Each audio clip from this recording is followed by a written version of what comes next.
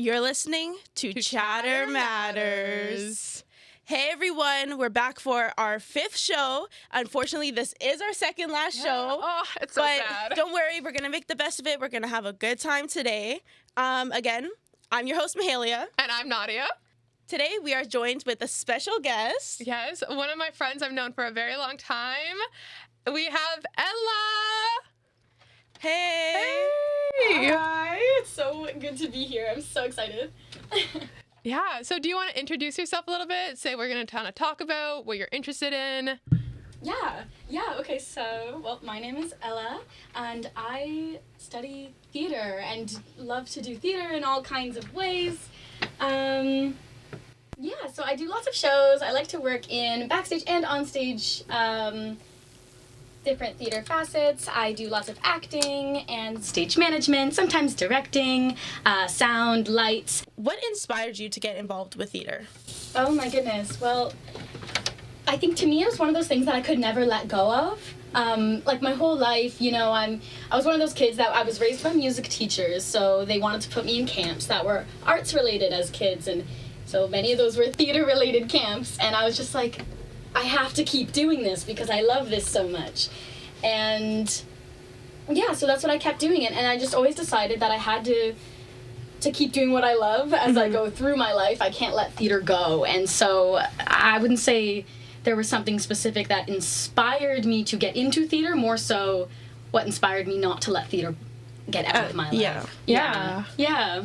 That's great. Like, personally, I love theater. I've been surrounded by, like, not necessarily theater, but dance, which is, like, it's in the same category. And then, again, like, I don't think I could ever let dance out of my life, even though I don't do it anymore. I still find ways to, like, have that part of my life in school right now. Yeah, and I like love the live production. Like, even me, I'm more interested in kind of in multicam right now, and I think the reason why is because I too have like a big theater background, and I've always loved live production, like the like thrill of it, like that's amazing.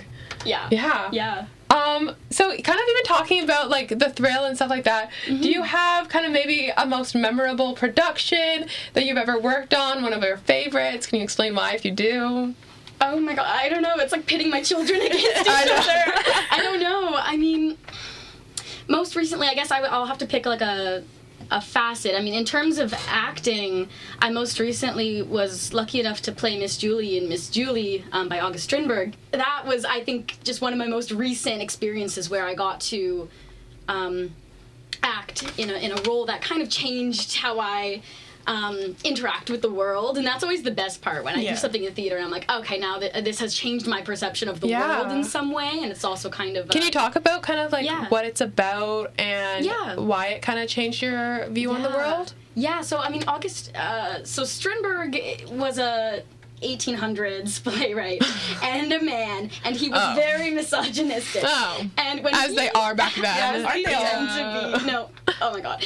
And when he wrote Miss Julie, he was like, guys, this is an example of a woman who sucks, who deserves nothing, who is degenerate, who is not smart, all of these horrible things. But now we read this play in a modern light, and we're like, this is a really powerful feminist story. Strindberg equals misogynist, Miss Julie written as a misogynistic play, but we take a feminist light on it. And being that woman who is now a feminist image of a tragic woman is really, really cool. The way that you were just talking about, like, this role that you were portraying, like, do you love, like, what's your favorite style of, like, role to take on? Like, I feel like you sounded so passionate just now about, like, what you're talking about, and I just want to know, like, is that, like, you rather portray more, like, emotional and, like, heartfelt things than just, like, fun and goofy type of stuff? Yeah, like, so, no, when I take on when I look at a casting call and I'm like, that's something I can do. It's typically a tragic woman or some kind of woman who's dealing with a lot of shit. And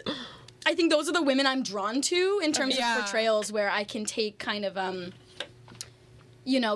of push to the extreme the emotions that and the kind of societies that are backing up those extreme emotions. Often when men write women, especially in classical pieces, it's like she speaks with womanly feeling. She weeps mournfully for no reason. And it's like taking those depictions and kind of making them honest for a real woman is really, really exciting to me. Have you tried comedy before? And if you have, is it kind of different getting into character?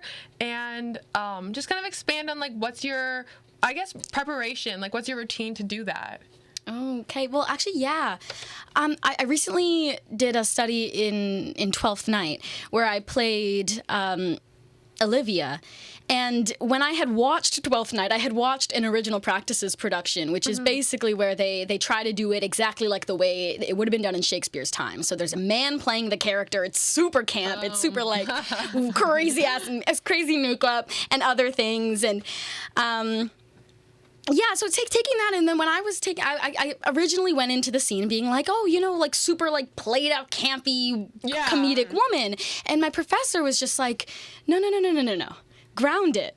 This is a real woman. This is an honest approach. And then where I found the comedy worked the best was when it was grounded in like the same kind of thing as tragedy, like in that same kind of place of this is a reality where we're going through a lot, and then there's this comedic action that kind of it's a whiplash, and it's funny, and I think that's where kind of that was an interesting experience with comedy and where what that character meant. Yeah. Wow, that's really interesting that I guess you can kind of look at it from a very similar angle. But it makes sense to me because a lot of comedians will say that comedy comes from tragedy. Yeah. And a lot of it is more interconnected than people kind of, think that it is. Totally. Yeah. Totally. Yeah. Have you ever had like a moment where you and the director or you and whoever was running the show had like creative, like you guys were clashing, like you saw a character in a certain way, but then the director wanted you to do it like a specific way? Like, how does your creative vision like sometimes clash with the other? And then how do you deal with that? Like, how do you put yourself on a production while sharing and working with other people? I can't think of any examples off the top of my head where I've had such a clash of opinion. Like, I'm sure tonight I'll be thinking over it. Like, oh yeah, no, maybe there was that one time. But no, like when I think about it, like normally as an actor, I'm pretty able to be malleable to whatever the vision is. And I think because I've worked on a lot of crew positions as well, where I'm just kind of like, if that's the vision, if that's the goal, then but I think where it comes to, I've worked for a lot of really good directors and a lot of really kind directors and people that I've always seen value in other people's opinions, so that I know that if I do have a creative vision, it's valued and it's taken into consideration. And I think I've never really felt like I've done something that felt disingenuous in terms of my craft or whatever I'm working on at the time.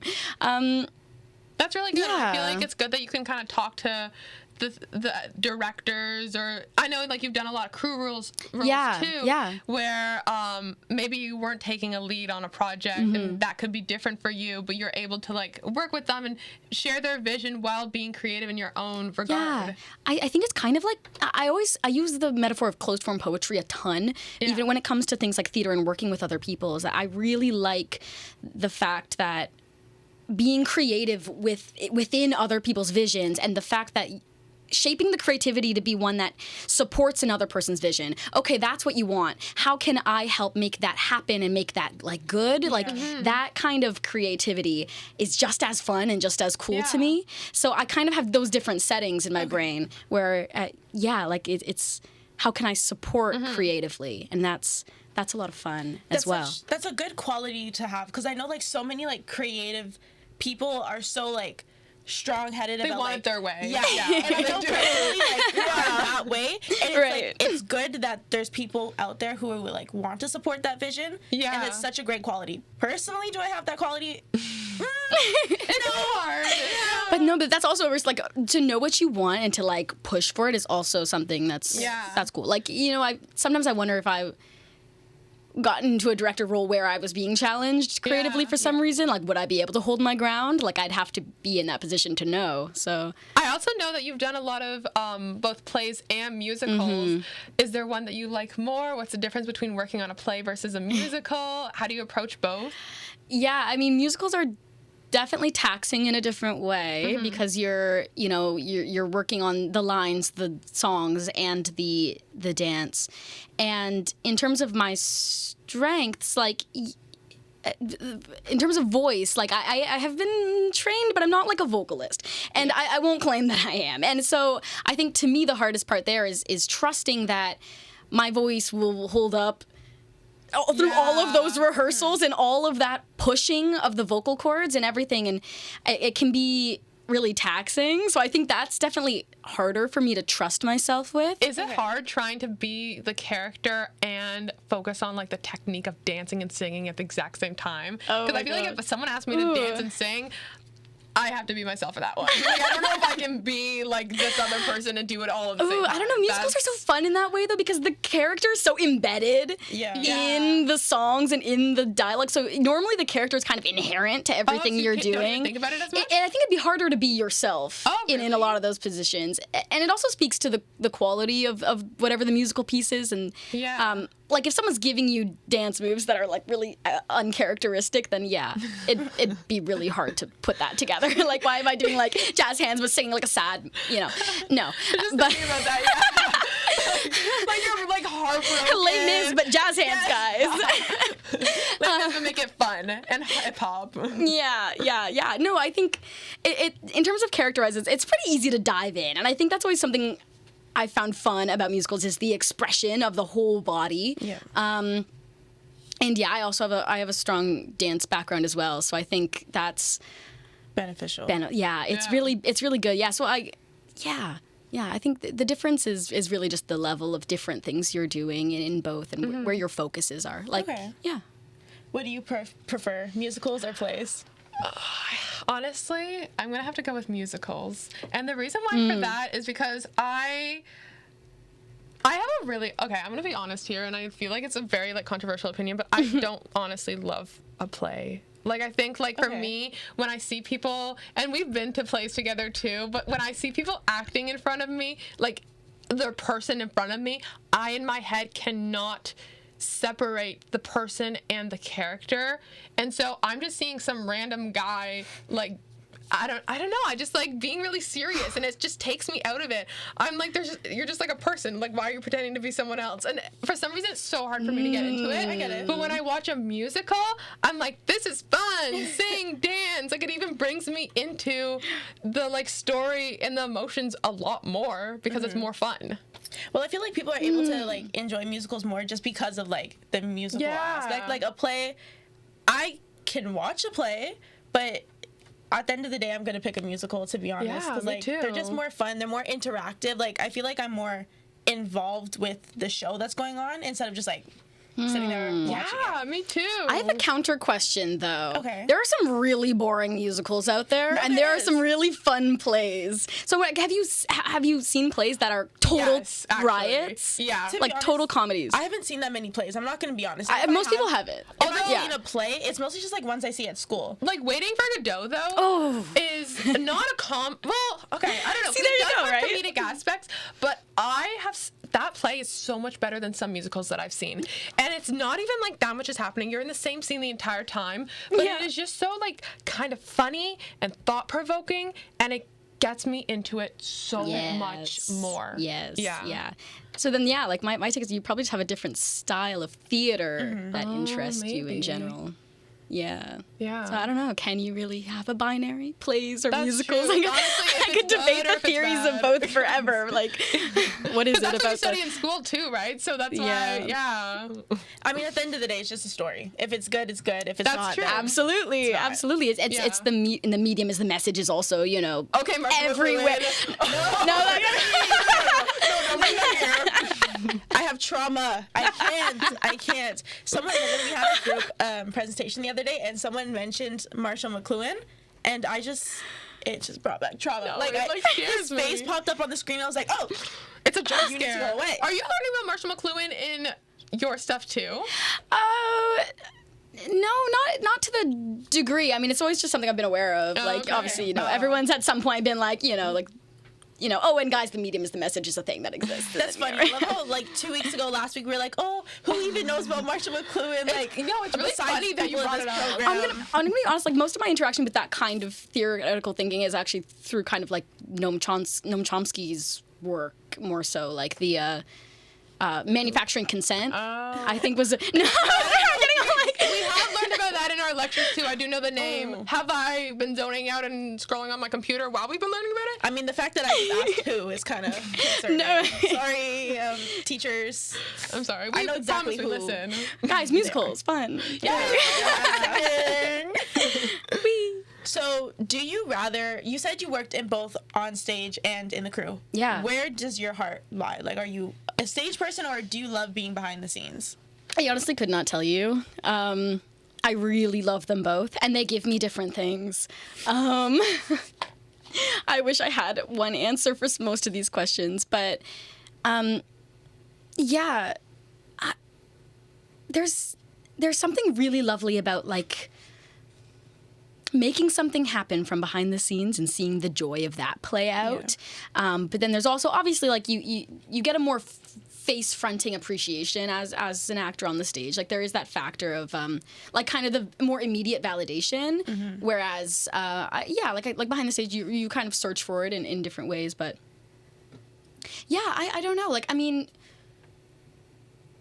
I think I would have to rank every single role in terms of so like I would think like, directing, acting, stage management is probably like my top 3 decisions, and then I would say like lighting, sound, ASM. Like I would have to rank them all like in that kind of order. Do you want to continue kind of doing all of that? Like I know right now I've heard that you're doing a lot more like behind the scenes stuff, but do you want to continue acting and directing and switching between all that? Yeah, I mean honestly, I can definitely take on more behind the scenes roles at the same time, which is nice. So kind of my goal, like in terms of like theater and campus theater and stuff in life, is to have like maybe 1 or 2 on stage roles, but then fill up all the space in between that with behind the scenes roles, because they're a little bit more easy to stack. That's really cool. So you just want to do it all. I really do. And I know it's like I don't know where my life's gonna lead me, but I just hope that for as long as possible I can keep doing everything that brings me joy and brings me like that's so exciting. Like that's that validation though. I was like, I'm gonna hold on to everything that matters to me as much as I can. Do you have any advice for anyone that kind of wants to go into it? I mean, like I whether it's acting, directing, apply to things, like, but then apply to things, but then apply yourself. And a lot of the times you think it's like it feels thankless in the moment, but like make your skill set known, because a lot of the opportunities that have come my way have been like, oh, I was like assistant directing a show, but then I mentioned that I could also do sound editing, and then I mentioned that I could also do stage management and stuff, and then more roles in those fields came my way. And so don't be shy to kind of say what your other skills are that are related to things. Because I don't know, like I mentioned that I had dance experience on one show, and then all of a sudden like a choreography opportunity was coming my way from a couple different sources, and I was like, so networking. Networking is but also just like sitting in a theater room where everyone is loving something and everyone's in a good vibe, and then sharing all the things that you and other people are good at and validating that is a really good place to be in. So when you find yourself in one of those places, don't be afraid to say everything that you have to bring to the table, and even if that means you end up doing more work for like a month or 2 because you're doing like, I don't know, you end up doing 5 things on a show where you were only supposed to do 1 thing. Just it's worth it. Do it. Yeah. Does your school give you like a lot of opportunity to like work on shows and stuff like that, or is it more like lectures and like? I mean, it's what you. It really is what you make of it. Like it's what you choose to do. I have interests on both sides. Like so. There's so much campus theater. Like I go to U of T, and there is so much campus theater there to do, and you really could, if you wanted to, probably have a play, like a hand in almost every production, although a lot happen at the same time. But but if you did that, you wouldn't be able to take as many like lecture based and like course and like academic courses. So it's kind of like finding that balance between like how many. There are always shows that you can work on that you can try and apply to be a part of, and Drama Fest is a big opportunity for that as well. Honestly, like you said, it is what you make of it. Like even for our stuff, it's like we get a bunch of emails that are like, this production's going out, so put your name on it, like sign up for audio, sign up for anything, meet people, and then eventually they'll ask you to be on their stuff. Exactly, and then hopefully someday you'll get paid for it. Exactly. And that's what it means to be in the arts. So do we want to move on to our next segment? So let's move on to Let's Talk About It. It was really great to get to know you you, and I just loved everything that you had to say. You definitely seem passionate about theater, which is something that I love and I appreciate as well. So it's just really refreshing to hear, like, another theater kid. Yeah. Honestly, you don't meet a lot of theater kids in the school, I feel. Honestly, and a lot of open ones. Like, so many people, like, I know. We secretly. had about it. Oh, closeted. Yeah. When they're in the film. Yeah. But yes, so let's talk about the new live action Snow White movie. Yeah, so it just came out. I don't know if you saw it or not. Oh, I haven't I seen can't. it. I've heard a lot about it. I refuse to pay money to see this movie. Really? And what I is will your not. take on it, and why do you feel that? Why? Just why? Just Why are why they they making do so it? many? Why they do it? And why this? Why I love Rachel Zegler. couldn't they hire actors for the Seven Dwarfs? The Dwarf. Like Yes, I literally That's so like weird. they really said.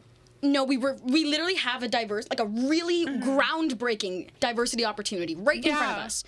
And we're not going to take it. Yeah. We're going to CGI animate. Why would you CGI people? I feel like there were so many like People. issues with this movie before, like the second people heard about it, so many issues were already backed up behind it. I don't know how this became a movie. Who paid for it? I know. Like, I want to watch it because I'm curious to see, like... I do, yeah. And I'm very curious to see how they CGI. Like, I haven't seen any Apparently it photos. looks like Polar Express. Like, Really? yeah, that's what people are saying. People are like, it looks like Polar Express. Oh my god. And I'm like, And also, I think they didn't do a lot of promotion for it. I know there's like background reasons why. There was some reason they didn't do a lot of promotion for it. Like they had it planned, and then they like just stopped and was like, "We're not going to do it." they're getting so much hate on the They promotion are. that Well, they they are started putting promoting out. it like a year ago when everyone found out about it, and then Yeah. everyone just... I know there everyone so was much hating hate. on Rachel Yeah. Zegler. First of all, you can never make me hate her. I actually love her. Oh. Yeah, and the reason for that is because she has no media training, and I understand that. And the thing she said about like this movie and so many other movies, it's very clear Miss Girl has no media training. But how long can you be in this industry and continue to claim you have no media training? But she also is just so talented. She hasn't been here for that long, even though she's been in a couple of things. She was famous on YouTube, blew up because of her singing. She has an incredible voice, incredible talent, blew up immediately right out the gate, got like Snow White, Hunger Games, like all this stuff, West Side Story, and it kind of blew her up. But she's very new. She's only been really out for like 2 or 3 years. And so I am kind of like, I understand like the no media training, but at the same time, no, I'm sorry, I love her. To be honest, I don't really pay attention to too much of like what celebrities and all that do like behind the scenes. She's a great actress. She's a very good singer and very talented. I know there's stuff that she said, but like I don't pay attention to it. Like, I think less of the issue is with her. It's more so with the evil queen, which is Gal Gadot? Yeah. what is going on with her? They were like she's just a really bad actress. She's really bad. She's racist or something, right? Or Okay. I actually have no idea. I don't know all the tea on her either, but I've just every video I see is like, guys, the worst thing about this movie is the CGI of the Seven Dwarfs and Gal Gadot. Like they were like, she managed to make the she managed to make the evil queen like weird. She doesn't weird. act. Like she just like stoned like, face. She's like mewing the whole time. She's like, like girl, stop. my gosh. Yeah, but okay, so we have our opinions on that. But in general, like, what do we think about the remakes of movies? Because some of them I can get behind. I'm very excited for Hercules. I'm very excited for. Oh, they're making a Hercules? Yeah, they're in talks about Hercules and Tangled. And those two I'm very excited for. I need them to stay away from Tangled. It means too much to me. Yeah. I love it. To be honest, the remakes of no matter like any show or whatever musical needs to stop. I need TV, films, anything to come back, Be creative. and be original. Yeah. Like everything that has already been made, already made their mark, and already had their time. We don't need a live action. Like the Lilo and Stitch. So many people are excited for that. Personally, I'm not like a Lilo and Stitch fan. I can't even like remember watching the movie. Yeah. But like, I don't need to see it. I don't care for it. Yeah. That money could have went towards a new idea. And I just think like we need to stop with the remakes. What about the new Freaky Friday movie? Because that's similar but different in the way that it's not exactly a remake. It is kind of like the same plot, kind of same story, but it's with the same actors and it's years later. That I don't mind. Okay. I don't mind. I can see that being Like we didn't need a continuous storyline for that. but it's the same actors. Yeah. But it's the a very same- similar story, so isn't it kind of like a remake? Well, you said it's years later, so wouldn't it just be like well, I'm sure a there's part 2? Let's say? That's just kind of like how they'll make another series, like they'll make another season of a show years later when the actors are older, and it's Yeah. kind of like just for funsies, Yeah, like Fuller for House. fans of the like, Yeah. and I don't like there's. I might be wrong, but I doubt there's as much budget going into that movie as compared to some of these like big Disney like feature remakes that are like the Lion King remake and the CGI Oh, I and forgot all about that one too. all the like there's so much money, so much time, and so much effort going into these movies. It's sad Yeah. because Yeah. they're not supporting new ideas and new art. Yeah. And honestly, yes, it's partially like our fault as citizens and as what we've gotten popular for many years, like going into the 2000s too. Like I even thought of like I was mulling over some Sondheim stuff in my past, and like it's like one of his most famous works is like Into the Woods, which is one of his kind of only less original ideas. Yeah. And I was like, why are we doing that? Yeah. Why has that always been the stuff that gets the most popular and famous? Because I think 'cause we've once always in a gravitated while to we like it. familiarity. And I Yeah. think we've done that like for so many past years where it wasn't as common to keep remaking stuff. Yeah. That now they're like, guys, this is the guarantee money maker because people like familiarity, but now Yeah. we're sick of it. Yeah. And it's gone too far. It's gone way too far. And I think with that too is I'm personally getting sick of celebrity culture. Like I don't like that they're not doing open casting calls. Like even for Yeah. the new Yeah. what is it? Odyssey? They're filming an Odyssey movie? Yeah, the new Odyssey movie or something like that. They're not doing an open casting call. They just got like Matt Damon, Zendaya, like a bunch of these people, and I don't like that. Yeah. I want them to do open casting calls. I want them to do like unknowns. I want people who have real talent and not just are famous or a nepo baby or anything to be in these Yeah. movies, because like you said, they're missing out on so many creative people and so many talented people just by getting these celebrities. Well, going again, like based off of that, you ever see where people post on Instagram like, "Oh, my version of fan casting," and then they would put like a bunch of like Right. famous celebrities, and then the comments I always find hilarious because they're always arguing like, "It should be Zendaya, it should be this person." Like Zendaya does not need to be in No. every single Yeah. movie. No. And I think like we've gotten so used to seeing the same actors and actresses so much that we're just like, this is all Yes. who we see on the film. Like this is the Yeah. only people we can think of, and I think like we need to stop it. Yeah. I don't want to see these people anymore. I Even want to Bob see fresh Dylan in A faces- Complete faces. Unknown, like he did good, but wait, not Bob Dylan. I meant wait.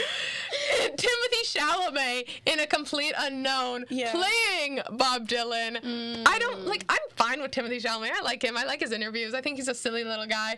But does he need to be in Willy Wonka? Like Unknown, like all those things at the exact same time. Dune. Like take a break. The Willy Wonka movie, I God. didn't watch it. It was just again unnecessary. I did watch it actually. How many Willy Wonka movies do we need? No one asked for that. No one wanted it. No one needed it.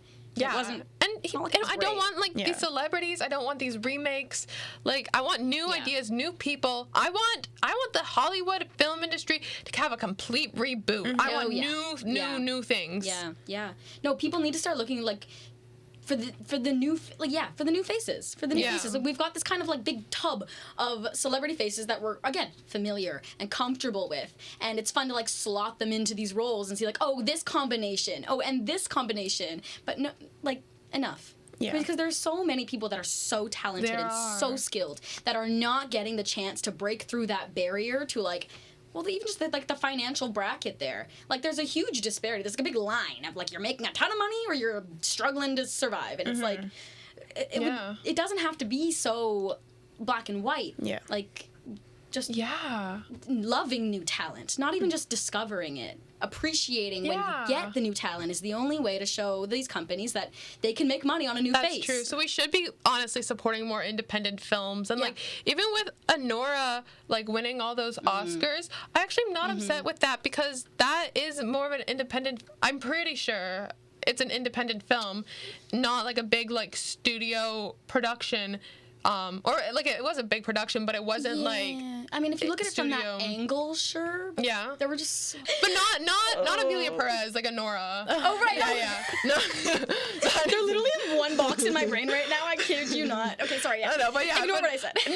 There were so many issues with Amelia Perez, but Anora won a bunch of Oscars, and that one's an independent film, and I'm actually a lot happier for that because, like, I do want these independent films to be more supported and to, like, be seen, and that's honestly, like, how we're going to get, like, more artists coming out and, like, newer stuff. Even in the animation category, like, the best animation went to Flow. Flow, yes. And that's awesome. It is like, no one awesome. understands how exciting that is because I go and I look at the comments, and everyone's like, oh, you know, this movie was robbed, or I don't know what the other nomination, but like Inside Out 2 or something was robbed. And I was like, no. I really liked Inside Out 2. I'm not even gonna lie. Like, I thought but that it was should not have won the Oscar. It shouldn't have, but I haven't seen the other movies. I'm kind of like in the same category as everybody else. Like, I don't watch original things. If I see like these big productions, I'm gonna watch that over the other stuff, which is a problem, but like, that's just the way that it is. And that's the way that it's marketed to us, too. It is. As we need to search to be watching new things. Like, we have to take it out of our time and, like, find it ourselves. It's not just, like, in front of our faces the way these big, like, studios are. They're making it really easy for us to be, like, passive, large media consumers. Yeah. And in people, like, as like all of us in, like, arts and stuff like that, I think it's so important for us to, like, take that time and, like, support other creators. Yeah, totally. Yeah. Yeah. Okay, so our next topic... I want to discuss fandoms because they are so problematic in so many ways. There's good fandoms, and then there's the crazy people who are in a fandom. Yeah. Are you a fan of like any big celebrities? Like, are you part of any fandoms? Yes, and also no. Like, okay. I don't know. Sometimes I think I get like, I will love like an artist so much that I'm definitely like a super fan, but I think over the years I've become too scared of fandom culture. Not to out you. Not on the front. I'm talking like... but shiny, like Taemin, K-pop fandom. But I've been a fan of them for 8-9 years. Yeah. It's like, but would you say you're in the fandom? I would say I'm in the fandom on that one, absolutely. But I'm talking like for newer things that I've become like... David Bowie, Lady Gaga, all of these other things. I'm like, I love them so much. Like my top 3 like people that I love in art is like Shiny, David Bowie, and Lady Gaga. Those are my top. Yeah. And for those two, like, I love Lady Gaga. I'm obsessed with her, and I love her so much. Would I say I'm like a monster all the way? Probably not. Could I give you all of her life story? You are a little monster. Let's be for real. Like, literally, like, I embody that lifestyle, yes. But also, I don't know, the love other being fans, a part interacting of a with other fans. What fandom are you a part of? Me. I'm not really in any fandom, but like you said, interact. Like I would love to be. Like I want to be a part of a group. I want to like. Yeah. Like there's no one I actually love that much other than Andy Samberg, but no one has a fandom for him. Oh God, not Andy Samberg again. You have. That's a celebrity crush. Oh, I know. Oh, everyone who's ever met me knows. I'm sorry. Like, who's your celebrity crush? I don't. There are celebrities I find really attractive, but I feel like crushing is the wrong word, too. No, but I'm marrying Andy Samberg, so... And I support that. Yeah. I'll be there. And I'm sorry, but you'll be at the wedding, so... I won't be at the wedding? You will be at the wedding, so you're talking shit. I'm going to be in the background. I'm going to be drinking my drink. We invited him here. I would love... We invited a groom to do it. Like, why would I didn't approve of this. But I would love to be a part of a fandom. I think it's so cute, like, to have a little group and interact in fans, and then to be like, I'm a barb, I'm a little monster. Like, I like love that, and I would love to embody that. To be honest, I don't care to be part of a fandom. Like I said before, I don't follow celebrities enough to be like, I know everything about them. I want to be part of their life. I'm in this like, I don't care. And I also think there's a distinction between knowing everything about a celebrity and being a huge fan, and then being part of a fandom. I think is completely different, because being part of a fandom is like assumes that you have a community of other fans which you are consistently interacting with about the fan culture. And I have been in those communities, but I currently am not, because I think they tend to die out, but also the way the world treats fandom culture has changed so much. And I know I was watching someone's video recently on, I think they were talking about like anime conventions. I don't know, I was just scrolling and they were like, back in the day, it used to be so fun to go to an anime convention, like be super cringe and just have fun I want to go to an and anime live your best convention life, so right? bad. But now cringe culture. You like anime? No, so, but I feel like it's just so fun. Yeah. And like Comic-Con, I honestly, Yeah, I don't because like it's any just, like, comics, but everyone's it just- seems fun. you can be your best free self, you know? Yeah. But then people were saying that nowadays it's becoming like more boring to It's go. giving like furries people now are too. scared. Yeah. Yeah, but people are scared that someone's gonna go and shove like a camera in your face and humiliate you on the internet, you know? Yeah, that's true. And it's become like the cringeness has infected the fandom. But I think people should be who they want to be. Yeah. And like, Yeah. And I think it'd be fun to be in a fandom. And if you want to be in a fandom, you should.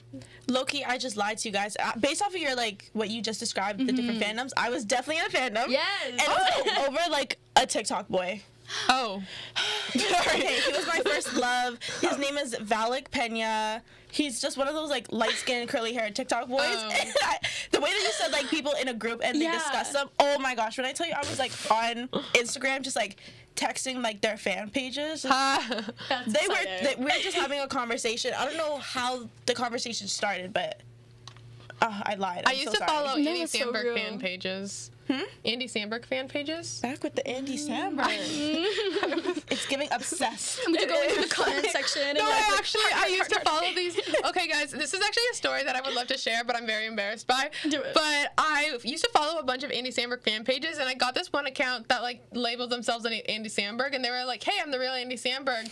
Want an email?" And I knew, I'm not dumb. I knew it was not Andy Samberg, but I thought it'd be fun to pretend that it was Andy Samberg, and so I gave this person my email and was like emailing back with this person who was like, "I'm Andy Samberg," and then I would just be like, "What are you?" They were trying to scam you or like. And then my parents found out because they were attached to my email. So my dad was getting my emails on his phone as I was DMing or emailing with fake Andy Samberg. How old were you? I want to say grade 8. Okay. It wasn't recently, guys. Okay, no, but I had to like. Is it like a questionable age? Like, why are you still doing this at your big age? But like, No. It was a young age. I'm sure it was so weird. I don't know fun. why he wanted to like email me, but he didn't say anything creepy. It was just like, "I'm Andy Samberg," and I went, "Oh my God, you're Andy Samberg." I knew it wasn't. Yeah.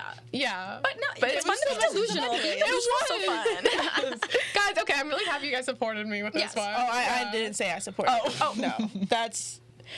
You're messaging and emailing, not even messaging, you're emailing Yeah. a random stranger from Instagram pretending to be a celebrity. For funsies. So I think it's time to move on to our last segment. The silence, like really. Cricket. Anyways. On our last segment, Oh my God. which is called What's the vibe? What's the Vibe? There's these puzzles ones where it'll give like 2 images and then you kind of guess Oh, okay. like what it is based off of that. Skip the first one because that one just that was What? dumb. It's not dumb. You're dumb. Oh, what I am am I looking dumb. at? Wicked. Wait. Oh. Ed. Yes. Okay. Wicked. We practiced that one. We what need am I to looking at we right need now? to- Yeah. Yeah. Wow. I was like Candle Ed? Candid? Okay. Does anyone know? Cincinnati. What was Cincinnati. What am I looking at right now? Wait. It? It's a country. But What was it again? Is that Oklahoma? I think that's Is what you it? said Because the that's a first state. time. Oh, Chicago. oh. Oh. Oh, that's embarrassing. Guys, we don't know Phantom was of the just there. Opera. Oh. Yes, yes. Guys, we don't know American states. Wait, you were just in Chicago? Yeah. Slay. Yes. Is it Fan of the Opera? Yeah. Yes. It's better. Yeah. Yeah. The Imagine just, like, Phantom ghost of the singing. Opera. Oh. Ghost of the Girl. Cat. Cats. Easy. Yeah. I feel like I'm I've never like seen psychotherapy. Cats. Like Can you see okay? yes, Okay. Okay. sort of. I'm looking at the little Cats. screen Did here. anyone like the new Cats? I didn't watch it. Me neither. Oh, my My circus girl. My Mary. Mary Grandma. Mary Blonde What, Girl. who is that? What is that girl? My fair lady. Oh, okay. Yeah, that makes sense. Makes sense. Okay. Have anyone seen? Okay. Yes. West. Side story. Genius. Yeah. Yes. West Side Story. Yeah. The My Fair Lady production I saw last summer was Oh, very really? good. Very good. Yes, West Side Story. Oh. Okay. House. Mailbox. Sign. House sign. House. Living in Rent. house. Rent. Rent. Oh! That's such a weird image. Oh my god. Oh my god. Okay, wait. Oh, Meat ham. Sick. ton. Me. Hamilton. Oh, that was good. Yep. Yeah. No, you went down. Yeah, Hamilton. Hamilton. Oh, The Music Man. Oh, That was so quick. Damn. I don't even know that musical. I didn't even think yet. Trombones in the big. know. Yeah, no. Yeah. The Music Man. Okay. I saw that one at Stratford when I was a child. Mary Mary Poppins. Mary Poppins. Oh, I love would not Mary even, like, Poppins. That was Oh, a yeah. team. I didn't know effort. that was a musical though. Mary Poppins is a musical. It's always been a musical. Yeah, but I didn't know that they were performing that on stage. Was it not on stage? Oh, Jersey Boys. She distracted us. She did. She like lured us away with a question and then like swept The in. only reason I knew that she was the last game. Oh Yeah, my the same goodness. image too. Oh my goodness. Okay. Waitress. Oh, damn. Yeah. I don't even know the musical, to be honest. I know some songs from it. I've never seen it. I know a lot of these names. I just don't know like the musical itself. Yeah, Waitress. Sorry, my House of Rock. House of Rock. Okay, School no, of Rock, girl. Oh, School of Rock. That's what I said, like guys. House of Rock. That's what I said. Like, you guys just imagine something else. Like, Oh, that's fun. I like that. School These of are Rock is really cute. good though.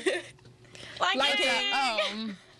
You guys are so quick. Guys, I have so much Mervish Lion King tea. Yeah. I will. Oh, really? I'll have to dish after You should this. tell us this after. tea. Lion King, yeah. Okay. Direction, gift. present, line, Line waiting. gift. Line waiting. Go, direction. Any which Crossroads. Avenue. Okay. Where's their Okay. cue?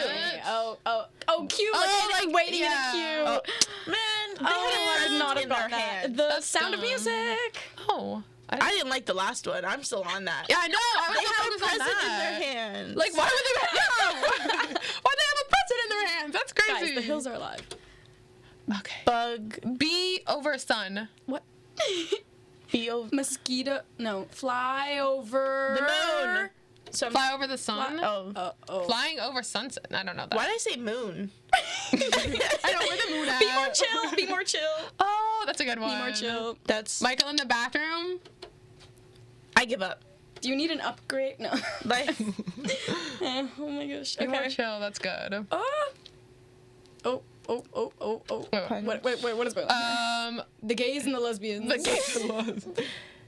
fight. Give girl. Gays and the lesbians. Man. Oh, stop. What is Stop. How is anyone supposed to get that? why from? would it? Beetlejuice. Yes, queen. Yeah. That was so quick. You guys are good at this. Okay, let's do one more. Love that. Okay. Yeah, we got it. Yeah, we knew. Let's go. It was so Oh nice my to gosh. meet you. Really enjoyed having you on Yes, here. it was so fun. Yeah. Again, tune in next week, everyone, for our final show on Spirit Live Radio. Yeah, but thank you so much for coming. If you want to give a little wave. Bye.